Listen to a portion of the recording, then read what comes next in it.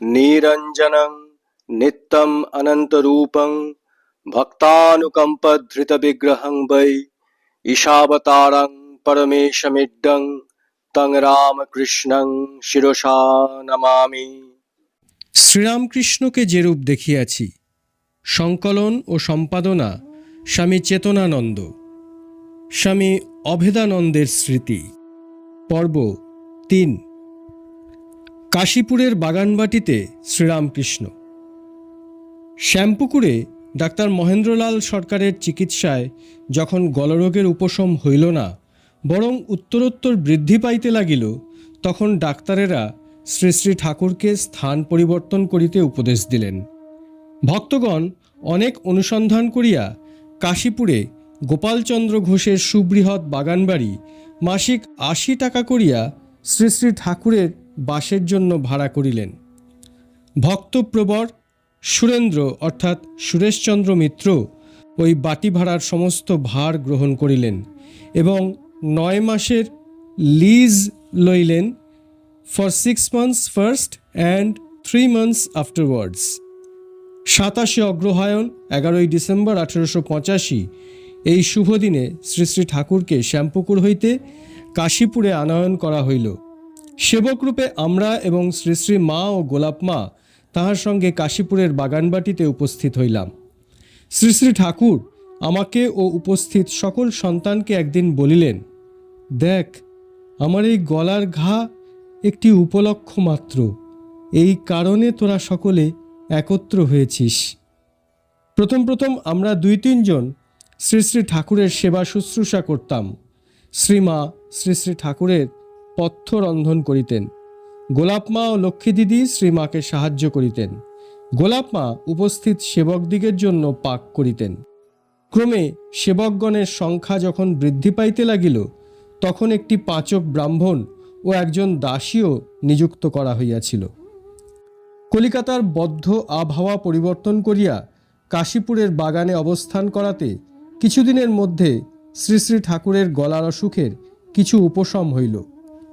বাগানবাড়িতে দ্বিতলের গোল ঘরটিতে শ্রী শ্রী ঠাকুরের শয়নকক্ষ নির্দিষ্ট করা হইয়াছিল। তাহার দক্ষিণে গাড়ি বারান্দার উপরে ছাদ ছিল। সেইখানে দাঁড়াইয়া তিনি বাগানের বৃক্ষলতাদি দর্শন করিতেন। মুক্ত বায়ু সেবন করিয়া সত্যই তাহার স্বাস্থ্যের উপকার হইয়াছিল। এইরূপ অবস্থা দেখিয়া ভক্তগণের মনে আশা হইয়াছিল, শীঘ্রই তিনি সম্পূর্ণরূপে আরোগ্য লাভ করিতে পারিবেন। কাশীপুরের বাগানে ২টি পুষ্করিণী ছিল, ২টিতেই বহু মৎস্য ছিল। একদিন নরেন্দ্রনাথ আমাদের একটি পুকুর দেখাইয়া বলিল, এসো, এই পুকুরে ছিপ দিয়ে মাছ ধরি। আমি তাহার কথা শুনিয়া প্রস্তুত হইলাম, কারণ পূর্বে বাড়িতে থাকিতে আমি মাছ ধরিতে শিখিয়াছিলাম। নিরঞ্জনও আমাদের সঙ্গে ছিল। আমরা ৩ জনে ছিপ লইয়া পুকুরে মাছ ধরিতে চলিলাম। নরেন্দ্রনাথ ও নিরঞ্জনের পূর্ব হইতে মাছ ধরার বিশেষ অভিজ্ঞতা ছিল না, সুতরাং যে সময়ের মধ্যে তাহারা একটি মাছ ধরিতেছিল, সেই সময়ে আমি ৪-৫টি মাছ ধরিয়া ফেলিলাম।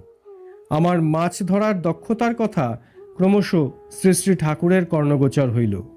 একদিন সন্ধ্যার পর যখন আমি তাহার সেবা করিতে গিয়াছি, তখন তিনি আমাকে জিজ্ঞাসা করিলেন, কি রে, তুই নাকি পুকুরে ছিপ ফেলে খুব মাছ ধরিস? আমি বলিলাম, আগে হ্যাঁ।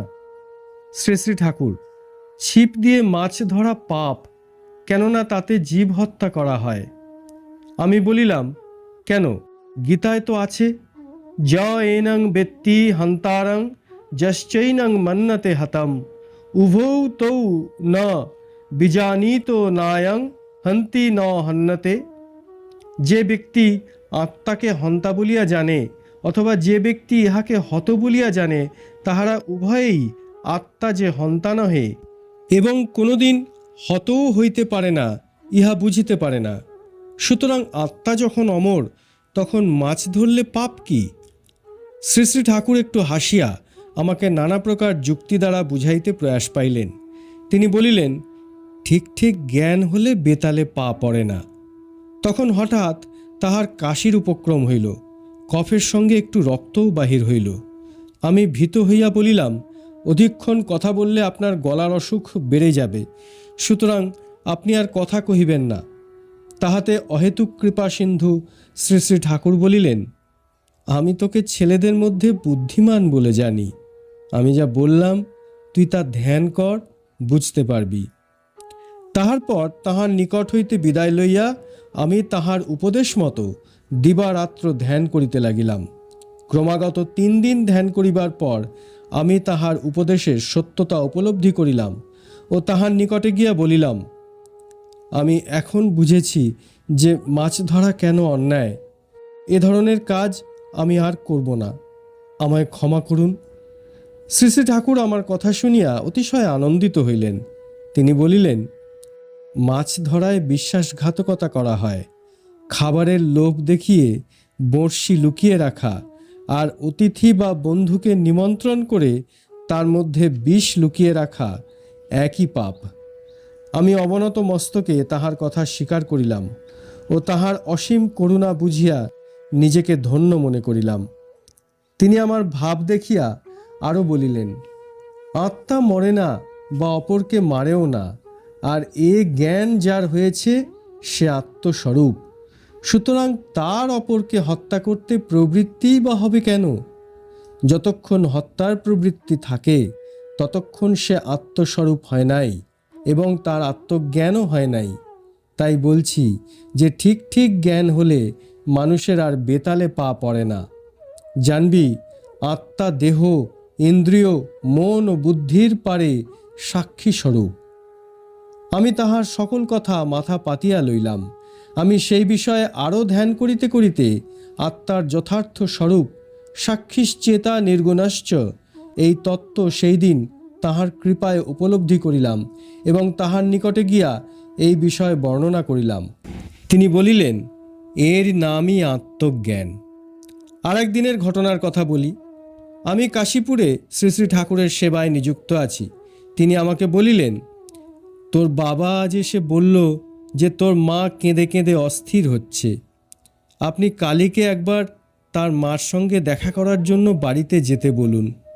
আমি তোর বাবাকে বললাম, আচ্ছা, আমি তোমার ছেলেকে বলে দেব। তাই তোকে আমি বলছি যে তুই একবার বাড়ি গিয়ে তোর মার সঙ্গে দেখা করে আয়। আমি অবনত মস্তকে বলিলাম, যে আজ্ঞা। তারপর পরমহংসদেবকে প্রণাম করিয়া সন্ধ্যার সময় পদব্রজে আমি আহিরিটোলার বাড়িতে উপস্থিত হইলাম। পিতা এবং মাতা আমাকে দেখিয়া পরম আনন্দিত হইলেন। মা শাস্ত্রু নয়নে আহারাদি করিয়া রাত্রিতে থাকিতে অনুরোধ করিতে লাগিলেন, কিন্তু অর্ধ ঘণ্টা কালও সেখানে থাকিতে আমার প্রাণে অশান্তি হইতে লাগিল। অনুভব করিতে লাগিলাম আমি যেন নরককুণ্ডে পড়িয়াছি। প্রাণ ছটফট করিতে লাগিল, আর ক্রমাগত মনে হইতে লাগিল কাশীপুরে পরমহংসদেবের কথা। দৌড়াইয়া পলাইয়া যাইবার জন্য প্রাণ অত্যন্ত ব্যাকুল হইয়া উঠিল। এই ভাব থামাইবার জন্য আমি প্রাণপণে চেষ্টা করিলাম, কিন্তু সক্ষম হইলাম না। তাড়াতাড়ি মিষ্টু মুখ করিয়া পিতামাতার নিকট বিদায় লইয়া দ্রুতপদে বাড়ির বাহির হইলাম এবং এক নিঃশ্বাসে কাশীপুরে ফিরিয়া আসিয়া শ্রী শ্রী ঠাকুরের চরণে মস্তক রাখিয়া প্রণাম করিলাম।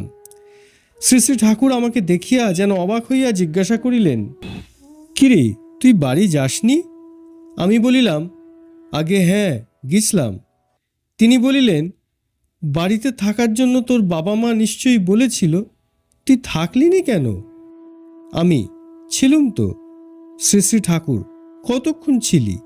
আমি, আধ ঘন্টা মাত্র। শ্রী শ্রী ঠাকুর, তবে তুই ফিরে এলি কেন? আমি, আজ রাত্রে বাড়িতে থাকবো মনে করে গেছিলাম। বাবা মাও থাকার জন্য খুব পীড়াপিড়ি করতে লাগলেন, কিন্তু আমি সেখানে ভীষণ যন্ত্রণা অনুভব করতে লাগলাম। আপনার কাছে ফিরে আসার জন্য মন ছটফট করতে লাগলো। সেখানে আমার মনে হচ্ছিল যেন নরকে এসে পড়েছি। তাই একটু মিষ্টি মুখে দিয়েই বিদায় নিয়ে দৌড়ে এখানে চলে এলুম।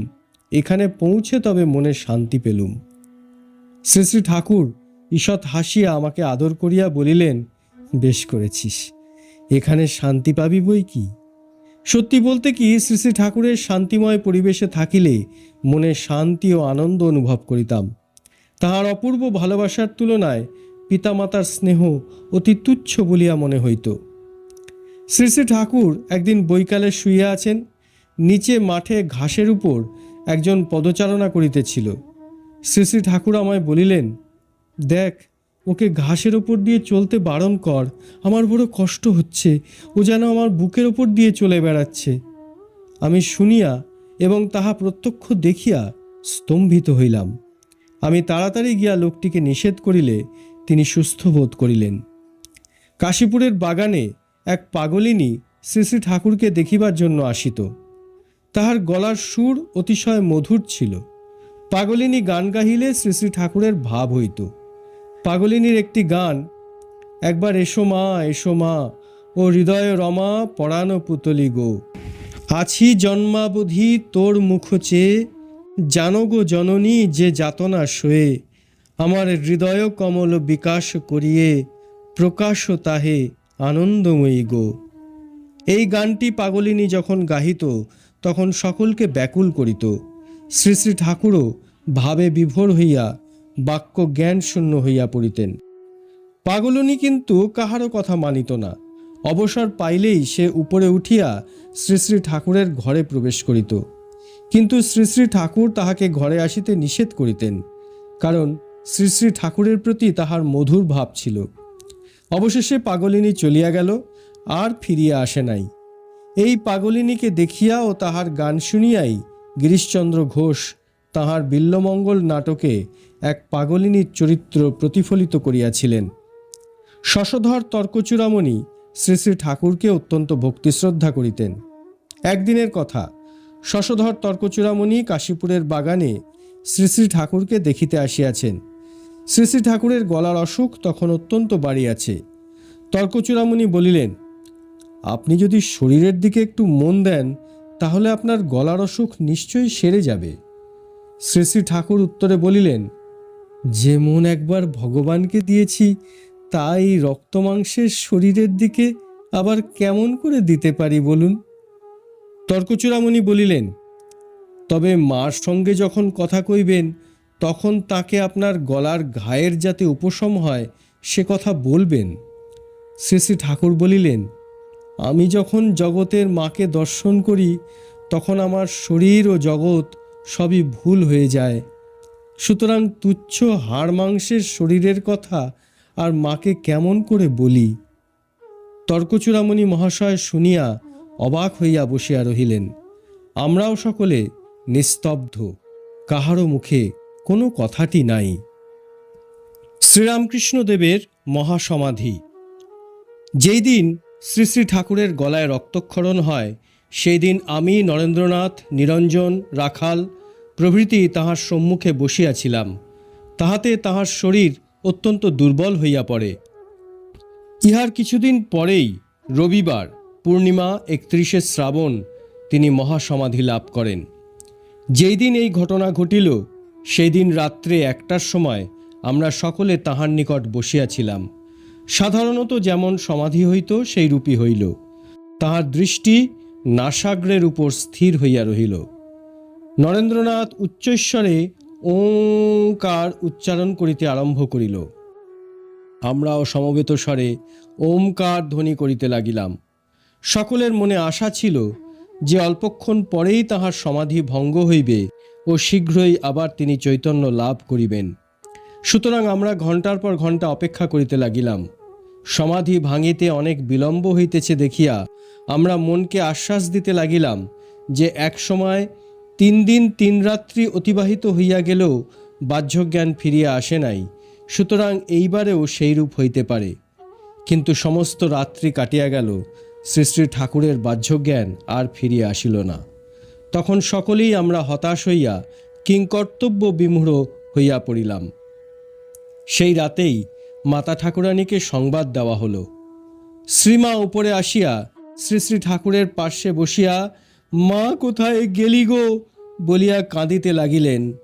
সেই দৃশ্য হৃদয় বিদারক কিন্তু অপরূপ বোধ হইতে লাগিল। আমরা এক পার্শ্বে দাঁড়াইয়া আশ্চর্য পতিপত্নীর সেই মধুর সম্বন্ধ প্রত্যক্ষ করিতে লাগিলাম এবং ভাবিলাম এইরূপ দৃশ্য ও ভাব আমরা পূর্বে কখনো দেখি নাই। প্রকৃতপক্ষে শ্রী শ্রী ঠাকুর শ্রীমাকে শ্রী শ্রী ভবতারিণীর জীবন্ত মূর্তি বলিয়া জ্ঞান করিতেন এবং শ্রীমাও শ্রী শ্রী ঠাকুরকে মা কালী বলিয়া সম্বোধন করিতেন। অপূর্ব ও মধুর সেই সম্বন্ধ শ্রী শ্রী ঠাকুরের ও শ্রীমার। শ্রী শ্রী ঠাকুরের মহাসমাধি হয় 31শে শ্রাবণ 1293 সাল, ইংরাজি 16ই আগস্ট 1886 খ্রিস্টাব্দে রাত্রি 1:06। নেপালের ক্যাপ্টেন বিশ্বনাথ উপাধ্যায় শ্রী শ্রী ঠাকুরের মহাসমাধির সংবাদ পাইয়া তাড়াতাড়ি আসিয়া উপস্থিত হইল এবং শ্রী শ্রী ঠাকুরের মেরুদণ্ডে গব্যঘৃত মালিশ করিলে চৈতন্যদয় হইবে বলিল। তখনই শশী অর্থাৎ রামকৃষ্ণানন্দ শ্রী শ্রী ঠাকুরের মেরুদণ্ডে গব্যঘৃত আনিয়া সাগ্রহে মালিশ করিতে লাগিল, কিন্তু তাহাতেও বাহ্যজ্ঞান প্রকাশের কোনো চিহ্নই দেখা গেল না। সকলেই এই খবর পাইয়া একে একে আসিয়া সমবেত হইতে লাগিল। সেই মহাবিপদের সংবাদ ক্রমে সর্বত্রই ছড়াইয়া পড়িল। বেলা 10 ঘটিকার সময় ডাক্তার মহেন্দ্র সরকার আসিয়া নারী দেখিয়া বিশেষভাবে পর্যবেক্ষণ করিয়া বলিলেন, আর মালিশ করিয়া কোনো ফল হইবে না। অর্ধ ঘণ্টা পূর্বে শ্রী শ্রী ঠাকুরের প্রাণবায়ু বাহির হইয়া গিয়াছে, এইবার চিরসমাধি। মহেন্দ্র সরকারের কথা শুনিয়া আমরা সকল আশাই হারাইলাম। এইদিকে শ্রী শ্রী ঠাকুরের দিব্যদেহের সৎকারের ব্যবস্থা হইতে লাগিল। এই অবস্থার ফটো লইবার জন্য ডাক্তার মহেন্দ্র সরকার 10 টাকা দিয়া শোকাভিভূত চিত্তে চলিয়া গেলেন। তখন সকলেই আমরা নিজেদের একেবারে অসহায় জ্ঞান করিতে লাগিলাম। ভাবিলাম আমাদের সহায় সম্বল ও সকল আশা ভরসার অবসান হইল। এখন কি করিব ও কাহাকে আশ্রয় করিয়াই বা জীবনযাপন করিব? পয়লা ভাদ্র সোমবার ছিল আমাদের জীবনে এক স্মরণীয় দিন। শ্রী শ্রী ঠাকুরকে দেখিলে তাহার প্রাণবায়ু নির্গত হইয়াছে বুঝিবার উপায় ছিল না। সহাস্য বদন, দিব্য জ্যোতি যেন তাহার সমস্ত শরীর হইতে নির্গত হইতেছিল। সেই মহাসমাধির ফটো লইবার জন্য বেঙ্গল ফটোগ্রাফার কোম্পানিকে খবর দিয়ে আনানো হইল ও একটি খাটের ওপর শ্রী শ্রী ঠাকুরের শরীর স্থাপন করা হইল। পুষ্পস্তবক সেই খাটের চারদিকে সাজাইয়া দেওয়া হইল। শ্রী শ্রী ঠাকুরের গলায় পুষ্পমাল্য এবং মুখে চন্দন ও ফুল দিয়া সাজানো হইল।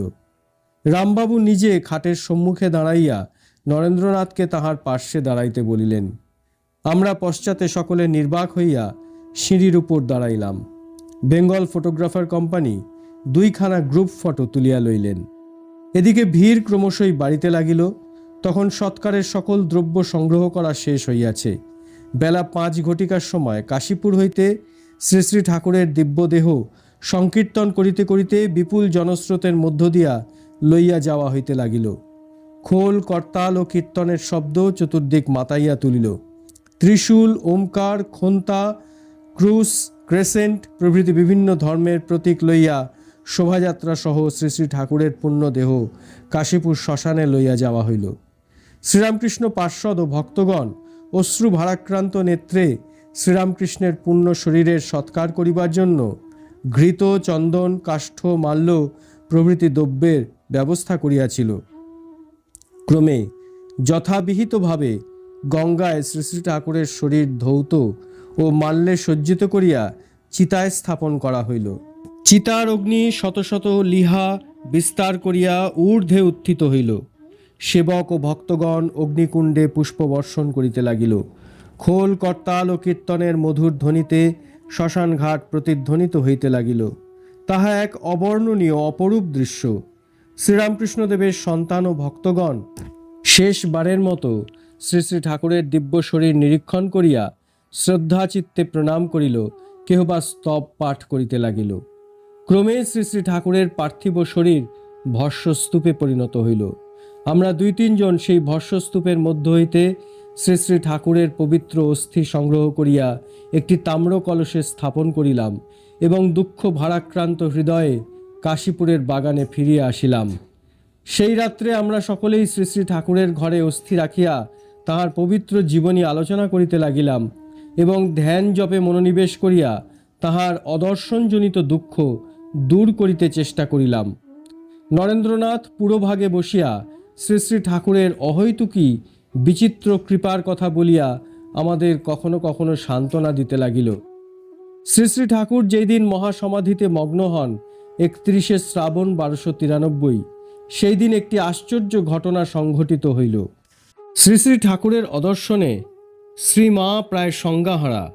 তিনি আপনার ঘরে শোকাতুরা হইয়া সধবার চিহ্নস্বরূপ 2 হস্তের সোনার বালা ইত্যাদি খুলিয়া ফেলিতে মনস্থ করিলেন। কিন্তু ঘটনা ঘটিল অন্যরকম। শ্রীমা যখন হস্তের বালা ইত্যাদি খুলিতে উদ্যত হইলেন, তখন তিনি চাক্ষুষভাবে প্রত্যক্ষ করিলেন যে শ্রী শ্রী ঠাকুর স্থূল শরীরে আবির্ভূত হইয়া তাহাকে হস্তের বালা খুলিতে নিষেধ করিতেছেন। শ্রী শ্রী ঠাকুর শ্রীমার 2 হস্ত ধরিয়া বলিলেন, আমি কি কোথাও গেছি গা? এই যেমন এ ঘর থেকে ও ঘর। শ্রীমা শ্রী শ্রী ঠাকুরকে প্রত্যক্ষ দর্শন করিয়া এবং তাহার শ্রীমুখের অভয়বাণী শুনিয়াও হাতের বালা ও কপালের সিন্দুর সেই সঙ্গে মুছিতে যাইতেছিলেন, কিন্তু তাহা পারিলেন না। শ্রীমা ভালোভাবেই বুঝিলেন যে শ্রী শ্রী ঠাকুরের পার্থিব শরীরই শুধু নষ্ট হইয়াছে, কিন্তু দিব্য শরীরে তিনি সর্বদাই বিদ্যমান আছেন। তখন হইতে তিনি যেমন লাল পেরে কাপড় পরিতেন তাহাই পরিতে লাগিলেন, তবে লাল নরুন পেরে কাপড়ই তিনি পরিতে লাগিলেন। তখন সকলেই আমরা মনে মনে চিন্তা করিতে লাগিলাম যে কাশীপুর বাগানে থাকিতে পারিলেই আমাদের ভালো হয়। কিন্তু চিন্তা হইতে লাগিল, কাশীপুর বাগানের মালিকরা ভাড়া না পাইলে থাকিতেই বা দিবেন কেন? তারপর নিয়মিতভাবে ভাড়ার বন্দোবস্ত করিবেই বা কে? রামবাবু প্রভৃতি গৃহস্থ ভক্তেরা বাগানের ভাড়া দিতেন। রামবাবু আমাদের সকলকে উদ্দেশ্য করিয়া বলিলেন, তোমরা যে যাহার ঘরে ফিরিয়া যাইবে। আমরা জিজ্ঞাসা করিলাম, অস্থি তাহা হইলে কোথায় রাখা হইবে? রামবাবু বলিলেন, কাঁকুরগাছিতে তাহার যোগদান, সেইখানেই শ্রী শ্রী ঠাকুরের অস্থি সমাধি দেওয়া হইবে। ইহা শুনিয়া নরেন্দ্রনাথ প্রমুখ আমরা সকলে অত্যন্ত দুঃখিত হইলাম। শ্রী শ্রী ঠাকুরের সমাধি মন্দির পবিত্র গঙ্গার তীরে না হইয়া কাঁকুরগাছিতে যোগদানে কিভাবে হইবে, তাহা আমরা চিন্তা করিতে লাগিলাম। অবশেষে আমাদের চিন্তার কথা রামবাবুকেও জানাইলাম। রামবাবু কিন্তু কোনো কথাই শুনিলেন না। তিনি শ্রী শ্রী ঠাকুরের পবিত্র অস্থি তাহার যোগদানেই সমাহিত করিবেন মনস্থ করিলেন। তিনি তাহার স্থির সিদ্ধান্ত আমাদিগকে জানাইয়া সেই রাত্রেই বাড়ি ফিরিয়া গেলেন। রাত্রি অধিক হইল। নরেন্দ্রনাথ প্রমুখ আমরা সকলেই নির্বাক হইয়া শ্রী শ্রী ঠাকুরের অস্থি কলসের চতুর্দিকে বসিয়া আকাশ পাতাল চিন্তা করিতেছি। এমন সময় নিরঞ্জন, স্বামী নিরঞ্জনানন্দ বলিল, আমরা শ্রী শ্রী ঠাকুরের পুত অস্থি কিছুতেই রামবাবুকে দিব না। আমরাও নিরঞ্জনের সহিত একমত হইলাম। নরেন্দ্রনাথ আমাদের নানা কথায় সান্ত্বনা দিয়া বলিল, তোমাদের যা অভিমত আমারও তাই। তখন আমরা সকলে স্থির করিলাম, শ্রী শ্রী ঠাকুরের পবিত্র অস্থির বেশি অংশ কলস হইতে বাহির করিয়া একটি কৌটাতে রাখিয়া ওই কৌটা বাগবাজারে ভক্ত বলরামবাবুর বাড়িতে লুকাইয়া রাখা হোক, এবং রামবাবু যেন ঘুণাক্ষরেও সেই কথা কোনো রকমে জানিতে না পারেন। পরে রামবাবু আসিলে বাকি অস্থি কলসিসহ তাহাকে দেওয়া হইবে। আমাদের সিদ্ধান্ত মতো তাহাই করা হইল। সেই রাত্রেই কলস হইতে প্রায় সমস্ত অস্থি বাহির করিয়া একটি কৌটায় রাখা হইল, এবং যৎসামান্য অস্থির গুঁড়া, ভস্য ও গঙ্গামৃত্তিকা সেই তামার কলসিতে রাখিয়া দেওয়া হইল। তাহার পর নরেন্দ্রনাথ বলিল, দেখো, আমাদের শরীরই শ্রী শ্রী ঠাকুরের জীবন্ত সমাধিস্থান। এসো আমরা সকলে তার পবিত্র দেহের ভস্য একটু করে খাই ও পবিত্র হই। নরেন্দ্রনাথ সর্বপ্রথম কলসি হইতে সামান্য অস্থির গুঁড়া ও ভস্য গ্রহণ করিয়া জয় রামকৃষ্ণ বলিয়া ভক্ষণ করিল। তাহার পর আমরা সকলেই তাহাকে অনুসরণ করিয়া নিজেদের ধন্য জ্ঞান করিলাম। 8ই ভাদ্র 1293 সাল, ইংরাজি 24শে অগাস্ট 1886 খ্রিস্টাব্দ। সেই দিন রামবাবু কাশীপুরের বাগানে আসিয়া শ্রী শ্রী ঠাকুরের অস্থি কলস কাঁকুরগাছিতে যোগদানে লইয়া যাইবার জন্য মনস্থ করিলেন। তখন নরেন্দ্রনাথ প্রমুখ আমরা সকলেই তাহাতে সম্মত হইলাম। সেই দিন জন্মাষ্টমী। নরেন্দ্রনাথকে পুরোভাগে রাখিয়া শ্রী শ্রী ঠাকুরের পবিত্র অস্থি কলস মস্তকে করিয়া আমরা সকলেই সংকীর্তন করিতে করিতে কাঁকুরগাছি অভিমুখে যাত্রা করিলাম। রামবাবু আমাদের সঙ্গে সঙ্গেই যাইতে লাগিলেন। শশী, স্বামী রামকৃষ্ণানন্দ অস্থি কলসটি সযত্নে মস্তকে ধারণ করিয়া ধীরে ধীরে আমাদের সহিত অগ্রসর হইল। অবশেষে কাঁকুরগাছি যোগদানে মহাসমারোহে শ্রী শ্রী ঠাকুরের পবিত্র অস্থি সমাধি দেওয়া হইল। সেই দিন রাত্রে আমরা সকলেই যোগদানে থাকিয়া গেলাম। ওম শ্রীরাম কৃষ্ণার্পণমস্তু।